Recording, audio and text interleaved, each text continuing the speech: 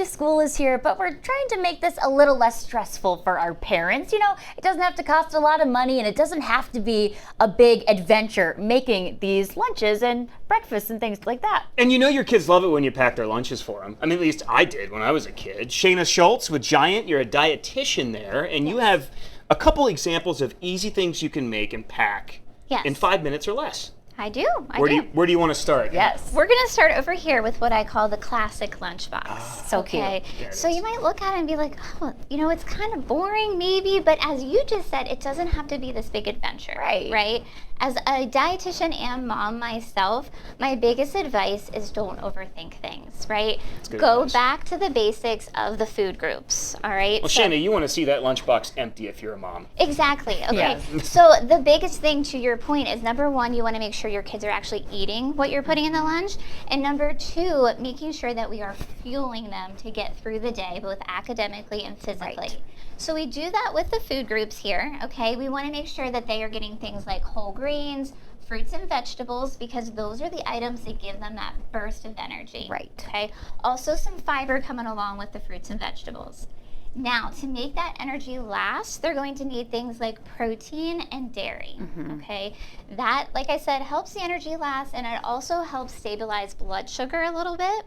Very important, because there are some kids who are eating lunch at 10:30 in the morning, you know, and we don't want them at 1 o'clock when they're taking a math test to be like, oh, I'm so hungry. Yes. So we need the protein, we need the fiber to help stay full. That's the first thing I'm thinking of. There are a lot of early lunch times. Yes. And this, the bulk of the school day is after lunch. You want to avoid that crash, so you got to hit these food groups up. Yes, Right. exactly. Okay. Now, as you can see here at the start of the show is a sandwich. Okay. You mentioned your mom used to make you crustless sandwiches. Well, it was actually a deal, Shayna. You know, I was not allowed to have white bread. It had to Okay. be wheat bread, which I Really? didn't like as a kid. Do you know why? But she would cut it in like heart shapes or star shapes or fun Heart things. shapes. I do love a heart Do I know shape. why? Yeah, why wheat bread? Well, the old expression is whiter the bread, quicker you're dead, but I guess a dietitian would put that a little bit better. So the whole wheat bread's gonna have more fiber, like Sure. I mentioned, to Sure. keep you full. So this is like a homemade Uncrustable. You can make Love it. those ahead of time, freeze them. But the next box here is showing you that it doesn't always have to be a sandwich, right? We can think about those food groups and think about foods that we like to snack on, or our kids like to snack on, and put them together in our next lunchbox to make a meal.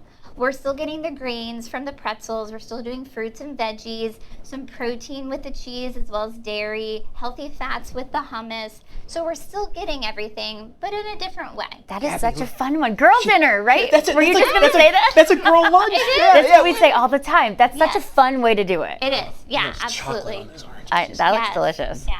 All right, we're going to make some granola now. We are, right? So the last lunchbox is featuring a granola bar. Okay. I get questions all the time, like, what's a good granola bar? So we're gonna start here making these banana oat bars, 2.5 cups of oats in here, and then Gabby, I'm gonna have you put both 1.5 teaspoon of cinnamon I would love and to. baking powder. Both can go in there.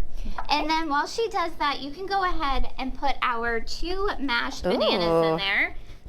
Done. Perfect, okay. We have a teaspoon of vanilla. Smells good. Done. The only sugar we're adding is 1/4 cup of honey. But it's the best sugar. And There then you go. we have 2 eggs, Mm-hmm. as well as 3/4 cup of milk here. And then Gabby, you can go ahead and give I'm that on a it. mix. Almond Yes. milk works for anyone Right. watching. that Right, might- so we could make this vegan by doing a plant-based milk. We Sure. could swap the honey for maple and do 1/2 cup of unsweetened applesauce for the eggs instead. Excellent. So once that's all mixed, we have our pan over here. You would just pour that in, parchment lined so it's easy to take out. And then you have these really nice granola bars, okay? Look at that. You Oh, wow. can Homemade. wrap them individually. They will be good in the fridge for about 4 days, or put them in the freezer for a month. They can be part of a lunch like we have going on here with the Greek yogurt, nuts, and freeze-dried strawberries, or just a snack after school. You could put these as part of a breakfast. Wow. But they do have 7 grams of protein and 4 grams of fiber Yum. and minimal added sugar. That's what you're going for, right? Yes. Healthy Gabby's- and smells good. It does. I haven't seen Gabby's eyes light up in a long time like they did when she saw the dried do love strawberries. that. And it's nice to see you're advocating for dried There we fruit go. too, Yeah, because yes, we can that's do a either of favorite them. too. Yes. Check it yeah. out. It looks delicious. It smells delicious. It does smell really good. Oh, thank you so much for being here. We really appreciate the Absolutely. ideas, and Yes. they'll be on fox43.com as well. Shanna Shultz, a dietitian at Giant. Thanks so much for being here.